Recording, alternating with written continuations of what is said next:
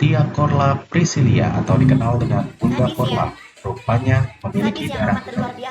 Ia merupakan perempuan kelahiran 4 Juli 1974, menikah pada tahun 93, namun Korla juga pernah dipinang oleh seorang dari keluarga kaya asal Malaysia pada tahun 96. Melansir dari akun Facebook pribadinya, pertama kali dia terbang ke Eropa pada tahun 99. Kemudian dia mengurus visa pernikahan di Jerman pada tahun 2003. Kini, Bunda Korla memilih tinggal sendirian di Jerman.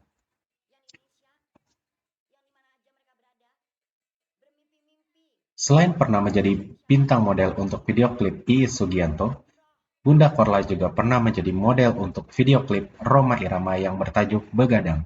Selain itu, Bunda Korla juga pernah menjadi model untuk majalah Hits pada tahun 98.